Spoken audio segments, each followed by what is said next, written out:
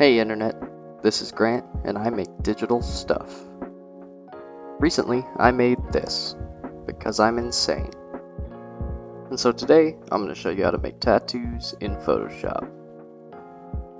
First things first, I'm going to use this character I made in Daz and a little clip art that I found online.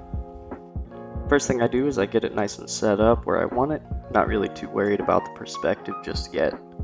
I'll just scale it in.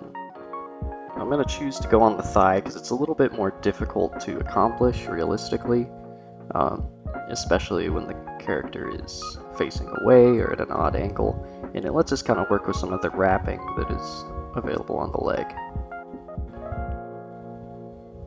Pretty happy with that. So what I'm going to do is I'm going to take the perspective warp tool and just barely edit it so that it's facing away from us. Not too much because the character isn't really that far away, but next I'm going to take some of the distort tools and I'm just going to warp it manually. And what I'm trying to do here is get a little bit of the curvature of the thigh. So again, since we're wrapping in something that's almost cylindrical, what we're going to want to do is take the center and have it warp a lot more than the edges. So depending on your character, just play around with it until you get it looking somewhat proper. Next I'm just going to make a clipping mask.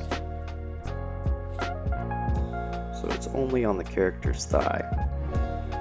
Next you're going to go into the blending settings. And what I typically use is a pin light, but hard soft light or overlay works pretty well to just kind of blend that in a little bit better to the character.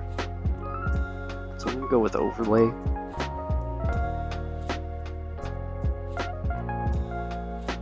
So already that looks pretty good, but I'm going to be a little bit nitpicky. I'm going to take the eraser tool and with just a soft brush very lightly erase some of the edges, because again we're going over something that's almost cylindrical, the shape of that thigh, so the light's going to hit it just a little bit differently. That looks pretty good. So then let's drop the opacity just a little bit to get it to blend the way that we want it to.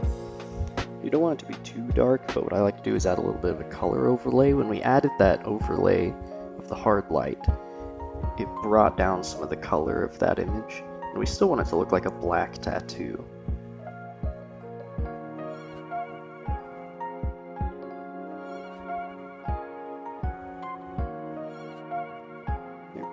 That looks pretty good, so I'll go ahead and save that.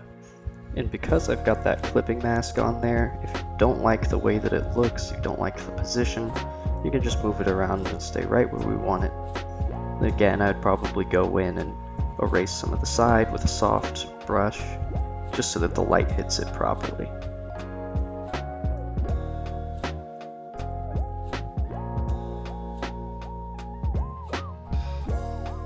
And that's how I make characters like this. Until next time, bye!